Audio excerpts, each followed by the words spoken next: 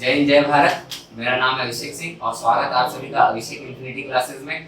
आज मैं class 10th के बच्चे जो WBBSC यानी West Bengal board of secondary education के जो क्लास 10th के बच्चे हैं, जो माध्यमिक देने वाले बच्चे हैं, आज उनके बुक का मैथ्स बुक का चैप्टर 2 पढ़ाने जा रहा हूँ। आज क्लास दूसरा है, मतलब दूसरा क्लास है ये। जाके अगर किसी ने पहला क्लास नहीं देखा तो फॉर्मूला का पहले आप क्लास देख करके आइए। और आज दूसरा क्लास कराने जा रहे हैं जो कि हम लोग पूरा सवाल पे करेंगे। यानी कि आज हम लोग इस जो बंगाल बोर्ड का बुक है उसका हम लोग सवाल बनाएंगे एक एक करके। इस वीडियो में आपका क्वेश्चन नंबर 1 से लेके क्वेश्चन नंबर 5 तक रहेगा। तो आइए हम लोग पहला क्वेश्चन समझेंगे। Question number 1। क्वेश्चन नंबर 1 में बोला है दो भाई एक साथ एक छोटे व्यवसाय को चलाने हेतु 12% वार्षिक सरल ब्याज की दर से एक बैंक से 15,000 रुपए उधार लेते हैं, तो 4 वर्ष बाद उन्हें उस रुपए का कुल कितना रुपया ब्याज देना होगा। यानी समझिएगा कि उधार कितना लिया गया है, 15,000 रुपए। जितना उधार लिया गया, आप लोग जाके पहला वीडियो देखिएगा, उसमें मैंने बताया है जो उधार होगा, जो पूंजी होगा या जो कैपिटल होगा या मूलधन होगा, उसे हम लोग बोलेंगे पी यानी प्रिंसिपल। उसे हम लोग क्या बोलेंगे, पी यानी प्रिंसिपल। तो पी इक्वल टू कितना हो गया, 15,000 रुपए। कितना हो गया, 15,000 रुपए। आर इक्वल टू कितना हो गया, रेट आर कितना बोला हमारा, 12%। आर हमारा कितना हो गया, 12%। टाइम कितना बोला है, 4 वर्ष। तो हमसे पूछा है ऐसा ही कितना होगा, यानी साधारण ब्याज कितना होगा। तो क्वेश्चन एक बार समझिएगा ध्यान से कि दो भाई हैं, 15,000 रुपए उधार ले रहे हैं 12% वार्षिक सरल ब्याज दर से, तो 4 वर्ष बाद उनका ब्याज कितना होगा। आप लोग ना ये फॉर्मेट जरूर सजा दीजिएगा, जो भी बच्चे हैं PRT और SI, इसका फॉर्मेट जरूर सजाइएगा, ठीक है। इससे आपका सवाल बनाना बहुत आसान हो जाएगा। जो आपको दिया रहेगा उसको फिल कर दीजिएगा, जो नहीं दिया रहेगा आप उसमें क्वेश्चन मार्क डाल दीजिएगा और उसको निकालने का कोशिश करिएगा। इससे आपका बहुत आसान हो जाएगा सवाल बनाना, ठीक है। तो हमें कितना बोला, 15,000 मूलधन, ब्याज प्रतिशत है 12, तो 4 वर्ष का हमसे क्या पूछा है कि भाई ब्याज कितना होगा। तो 4 वर्ष का ब्याज बराबर 4 वर्ष का ब्याज, यानी कि हमारा SI बराबर कितना होगा। तो SI का फॉर्मूला हम लोग जानते हैं, लास्ट क्लास में किए थे, PRT बाई में 100। तो P कितना है मेरा, 15,000 इंटू रेट कितना है हमारा, 12%। टाइम कितना है हमारा 4 वर्ष बटा में 100। तो 2 जीरो से 2 जीरो गया, तो बचा हमारा 150 गुना 12 गुना 4। तो 150 चौक होता है 600 और 600 गुना 12 7200 रुपए। कितना रुपया होता है, 7200 रुपए, यानी 7,200 रुपए। तो हमें कुल 4 वर्ष बाद कितना रुपया देना होगा, तो 7,200 रुपए देना होगा। तो आइए अब हम लोग नेक्स्ट सवाल पे। तो आइए क्वेश्चन नंबर 2 में, क्वेश्चन नंबर 2 हम लोग बनाएंगे, जिसमें क्वेश्चन बोला है, आप लोग ध्यान समझिएगा, 2005 ईस्वी, यानी साल बोला है 2005 ईस्वी के 1 जनवरी से 26 मई तक 6% वार्षिक सरल ब्याज की दर से 2,000 रुपए का कितना ब्याज होगा। यानी हमारा बोल दिया मूलधन कितना है, P कितना है, 2,000 रुपए। P कितना है, 2,000 रुपए। उसके बाद रेट बोला है, रेट हम लोग को बोला है 6% वार्षिक सरल ब्याज दर होगा। वार्षिक बोला है, ध्यान रखिएगा वार्षिक है, ठीक है। और उसके बाद टाइम जो बोला है, अभी तक टाइम क्या बोल रहा था, ईयर्स में बोल रहा था। अब यहाँ पे टाइम हम लोग को कैलकुलेट करना होगा। टाइम हम लोग को कुछ अलग दे दिया, अलग तरीके से दे दिया। ध्यान समझिएगा, बोला 2005 ईस्वी का 1 जनवरी से लेके, कहां से, 1 जनवरी से लेके 26 मई तक। इसको हम लोग समझने का कोशिश करेंगे। तो देखिए, जो 2005 ईस्वी है, यानी कि जो 4 से विभाज्य नहीं होता है वो हमारा लीप वर्ष भी नहीं होता। जो 4 से विभाज्य होगा वो हमारा क्या होगा, लीप वर्ष होगा। यानी 2004 और 2008 हमारा लीप वर्ष है। तो इसका मतलब क्या है कि इसमें फरवरी का महीना में 29 दिन होगा और 2005 जो है लीप वर्ष नहीं है, तो इसमें क्या होगा कि ये हमारा लीप वर्ष नहीं है। तो 1 जनवरी से 31 जनवरी तक ये हमारा कितना हो गया, कितना दिन हो गया भाई, जनवरी में हमारा हो गया 31 दिन, ठीक है, 31 डेज। इसको हम लोग कैलकुलेट करेंगे। फिर फरवरी में कितना दिन होगा, चूंकि ये लीप वर्ष नहीं है, तो इसमें होगा 28 दिन, ठीक है। मार्च में होगा हमारा 31 का महीना होता है मार्च में, लोग जानते हैं, तो 31 डेज। और अप्रैल जो होता है हमारा 30 दिन का होता है, तो 30 डेज। कितना डेज होगा, 30 डेज, यानी 30 दिन। और जो मई बोला है हमें 26 मई तक लेना है। तो मई तो ऐसे हमारा 31 का महीना होता है, लेकिन हम लोग को डेट बोल दिया 26 मई तक, तो इसमें हम लोग कितना दिन लेंगे, 26 दिन। कितना दिन लेंगे, तो ये हमारा 26 दिन। इसको हम लोग जोड़ेंगे, जोड़ के कितना आएगा देखिए, 30 20 50 30 80 80 20 130 130 130 और 6 136 137 138 और 8 146 डेज। टोटल कितना आ गया 146 डेज। और हमारा यहाँ पे ध्यान से समझिएगा, टाइम बोला है एन ले लेंगे, एन हम लोग सीआई में लेते हैं, टाइम लेंगे 146 डेज। क्या हम लोग 146 डेज ही लिख करके सॉल्व करेंगे? तो नहीं, यहाँ पे समझने वाला चीज है कि रेट हमारा बोला 6% वार्षिक, तो टाइम भी हमारा क्या होगा वार्षिक में कैलकुलेट होगा। किसमें कैलकुलेट होगा? वर्ष में। यानी अगर हमारा रेट बोलेगा वार्षिक है तो टाइम भी वर्ष में लेना होगा। अर्धवार्षिक बोलेगा, अगर रेट अर्धवार्षिक बोलेगा तो हमें टाइम भी अर्धवार्षिक के हिसाब से कैलकुलेट करना होगा। ठीक है, तो हमें यहाँ पे क्या बोला है, टाइम जो लेना है वो वर्ष में लेना है। किसमें लेना है? हमें वर्ष में लेना है। तो 146 दिन है, अगर इसको हमें वर्ष में कन्वर्ट करना होगा तो हम लोग क्या करेंगे? एक साल में कितने दिन होते हैं? 365 दिन होते हैं। कितने दिन होते हैं? 365 दिन। लीप वर्ष में 366 दिन होते हैं, लेकिन ये लीप वर्ष नहीं है, 2005 ईस्वी है, तो यहाँ पर हम लोग क्या लेंगे 365 बटा में कितना होगा 365। तो डेज नहीं होगा, ये ईयर में बदल जाएगा। किसमें बदल जाएगा? हमारा ईयर में बदल जाएगा। किसमें बदल जाएगा? ईयर में। यानी कि हमारा 2000 रुपया मूलधन है, 6% ब्याज दर से, वार्षिक ब्याज दर से, समय कितना दे रहे हैं 146 दिन का, जिसको वर्ष में बदलने पे होता है 146 बटा 365।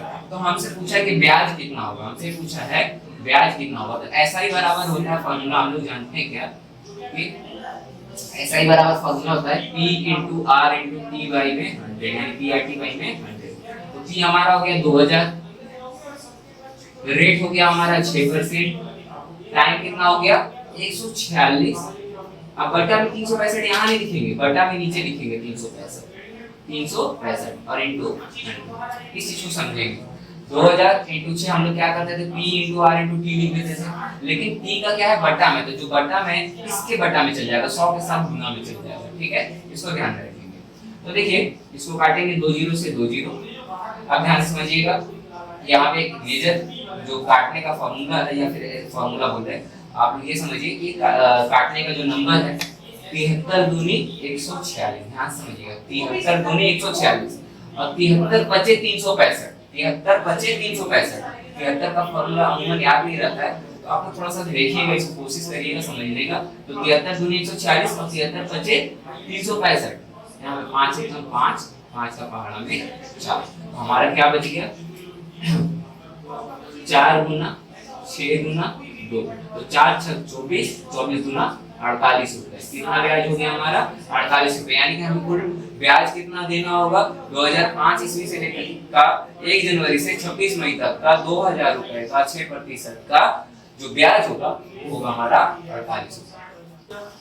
चलिए आइए क्वेश्चन नंबर 3 में। क्वेश्चन नंबर 3 बोल रहा है 8 से 1/3% वार्षिक सरल ब्याज दर से 960 रुपए का 1 वर्ष 3 माह के लिए मिश्र धन क्या होगा। क्या बोला है? मिश्र धन क्या होगा। मिश्र धन निकालने का फॉर्मूला मैंने बताया आपको, अमाउंट इक्वल्स टू होता है P प्लस SI। तो इसके लिए हम लोग को SI चाहिए होगा और P भी चाहिए होगा। तो जाहिर सा बात है, क्वेश्चन बोला है कि 8 से 1/3% वार्षिक सरल ब्याज दर से 960 रुपए का, किसका 960 रुपए का, तो 960 रुपए हमारा मूलधन हो गया। रेट बोला है 8 से 1/3%, तो ये मिश्र भिन्न में है, इसको सरल भिन्न में बदलेंगे। तो 8 या 24 और 1 25, नीचे वाला से गुना करेंगे, 8 या 24 1 25/3। और टाइम जो बोला है 1 वर्ष 3 माह, 1 वर्ष 3 माह। अब या तो इसको हम लोग मंथ में ले सकते हैं या तो ईयर में ले सकते हैं। तो मंथ में अगर लेंगे तो 1 वर्ष में होता है 12 महीना और 3 माह बराबर होता है 3 महीना, यानी 12 महीना और 3 महीना हमारा हो जाएगा 15 महीना। लेकिन ये तो महीने में रह गया, अगर इसको ईयर में बदलना है तो 12 से भागा करेंगे, क्योंकि एक साल में कितना महीना होता है 12 महीना होता है, तो 12 से भागा करेंगे। ये भी कर सकते हैं। दूसरा भी तरीका है 1 सही 3/12, यानी 1 सही 3/12 भी कर सकते हैं, जिसको काट के आएगा 3 एकम 3 3 चौक 12, यानी 1 सही 1/4 भी कर सकते हैं। लेकिन हम लोग ये लेके चलेंगे जो कि इजी पड़ेगा कैलकुलेशन के लिए। तो हमें क्या निकालना है SI, तब हम मिश्र धन निकाल पाएंगे। तो आइए SI बराबर क्या होगा, SI बराबर होता है P into R into T by में 100। तो P हमारा कितना हो गया, देखिए ध्यान से 960 रुपए। रेट कितना है तो 25/3, हम पहले ही बता चुके, जो बटा में रहेगा उसको नीचे लिख दीजिएगा। और जो टाइम है हमारा गुना 15/12, इसको यहाँ लिख देंगे और इनटू 100। बटा में क्या होगा हमारा 100, PRT by में ये लिखेंगे। अब देखिए इसको कैलकुलेशन करेंगे, एक जीरो से एक जीरो गया, 3 एकम 3, 3 बचे 15, 5 एकम 5, 5 दूनी 10, 2 एकम 2, 2 का पहाड़ा में 48।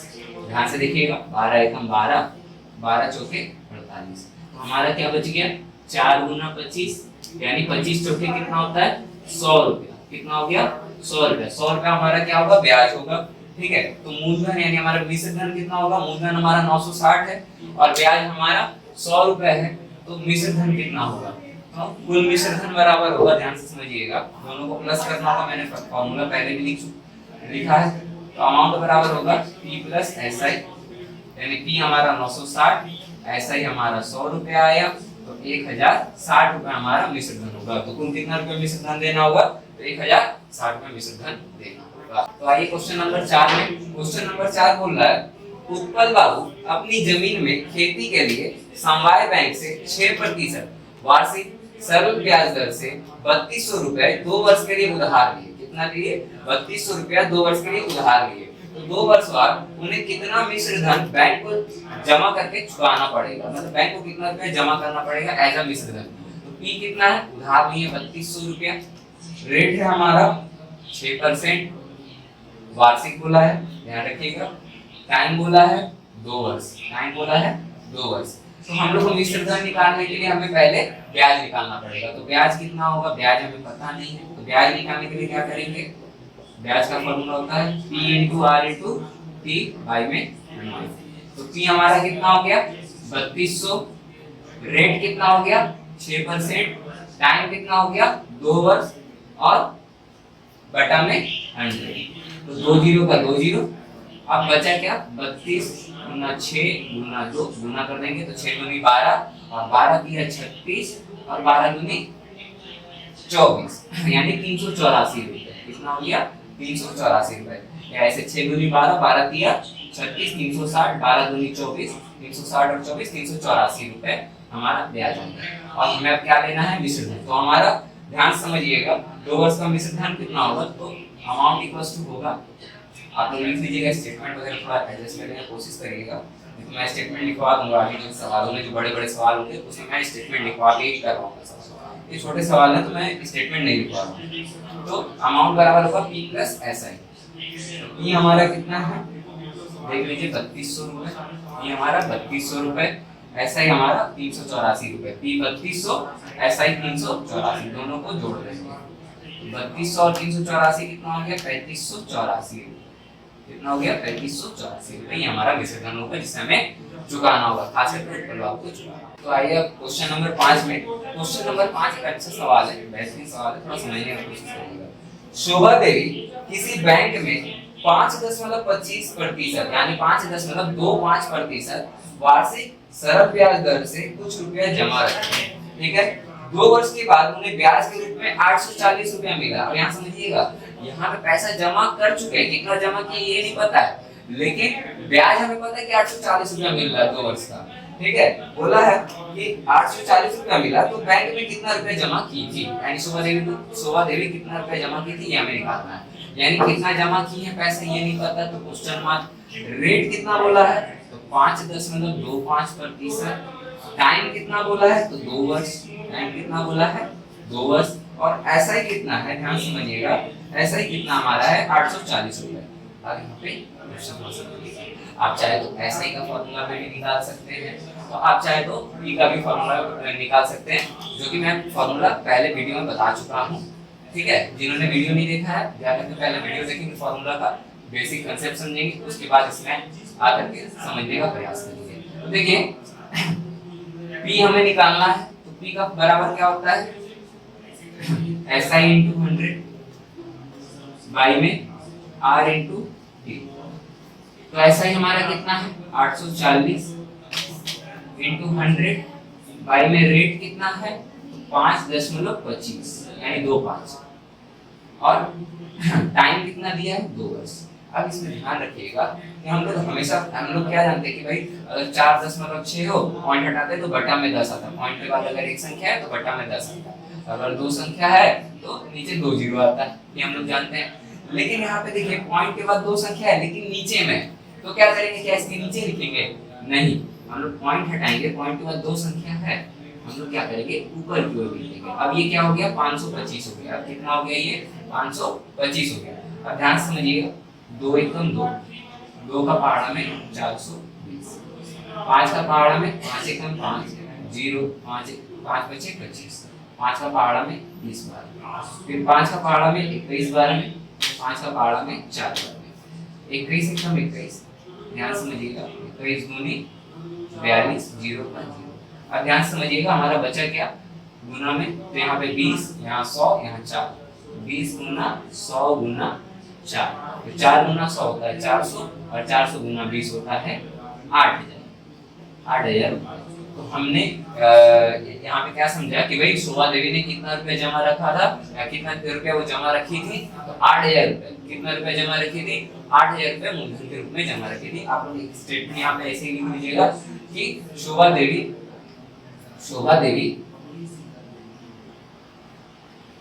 मूलधन के रूप में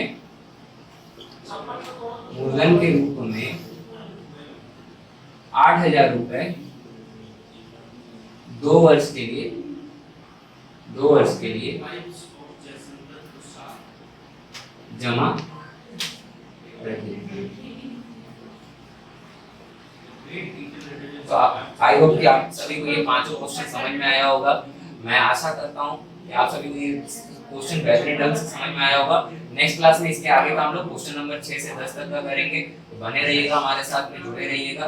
और आपको ये वीडियो कैसा लगा जरूर लाइक, सब्सक्राइब और शेयर करके बताइएगा, कमेंट करके बताइए कि आपको ये वीडियो कैसा लगा। अगर मेरा ये थोड़ा सा प्रयास अगर आपको बहुत अच्छा लगा हो या अच्छा लगा हो या बुरा लगा हो तो कमेंट करके जरूर बताइएगा कि मेरा वीडियो कैसा रहा। तो आज के लिए मैं इतना ही रखता हूँ। सेवा समाप्त।